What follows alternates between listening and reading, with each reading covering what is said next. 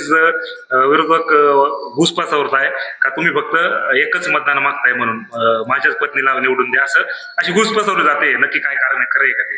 हे फार चुकीचं आहे आणि विरोधकांना मी नम्रपणे आव्हान करेल की ज्या दिवशी निवडणुकीला सुरुवात झाली त्या दिवसापासून मी आजपर्यंत तुम्हाला सांगतो, विकासावर बोला, विनाकारण कुणाची बदनामी करू नका. मी 35 वर्ष नामदार वळसे पाटील साहेबांच्या निष्ठावान आणि संघटनेचा कार्यकर्ता आहे. विरोधकांच्या नेत्यांना सुद्धा हे मनापासून माहिती आहे की रमेश खिलारी हा पक्षाचा निष्ठावान कार्यकर्ता आहे. आणि मी आज जाहीरपणाने सांगतो की कळंब चांडोली जिल्हा परिषद जो गट आहे त्यामध्ये जिल्हा परिषदेच्या उमेदवार सौ तुळशीताई सचिन भोर, खालच्या गटामध्ये चांडोली गणामध्ये सीमाताई रमेश खिलारी आणि वरच्या पंचायत समिती गटामध्ये उषाताई रमेश कानडे हे तिन्ही उमेदवार राष्ट्रवादी काँग्रेस पक्षानं नामदार वळसे पाटील दादांनी खासदार शिवाजीराव दादा आढळराव पाटलांनी दिलेले आहेत.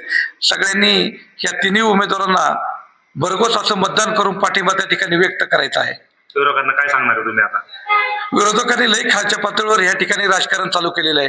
अरे अशा पद्धतीनं निवडणूक लढवता येत नाही, अशा पद्धतीनं तुम्ही बदनामी करू शकत नाही.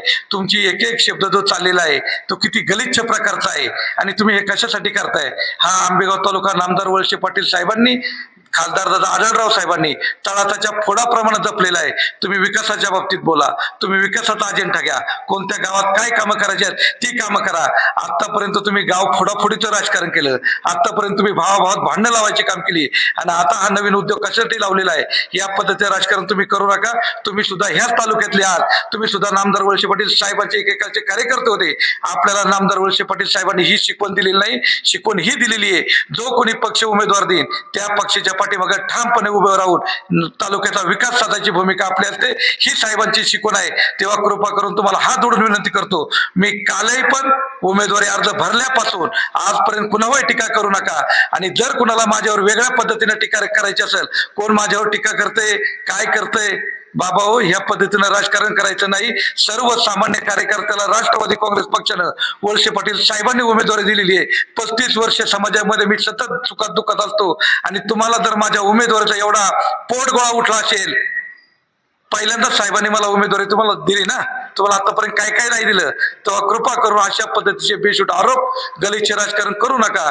आणि मी पुन्हा माझ्या मतदाराला सांगतो, ही जी कोणी माझ्या बाबतीमध्ये क्लिप व्हायरल करते, चुकीच्या पद्धतीने अपप्रचार करते, हात जोडून विनंती सगळ्यांना करतो, मी काल सुद्धा कसा होतो हे तुम्हाला माहिती आहे, उद्या कसं असेल हे तुम्हाला माहिती आहे. जिल्हा परिषदेसाठी तुळशीताई सचिन भोर, पंचायत समितीसाठी सीमाताई रमेश खिलारी आणि वरच्या पंचायत समितीसाठी उषाताई रमेश शेठ कानडे या तिन्ही उमेदवारांना त्या गटामध्ये मतदान करून आपण भरघोस मतांनी निवडून द्या अशी मला 100% खात्री आहे.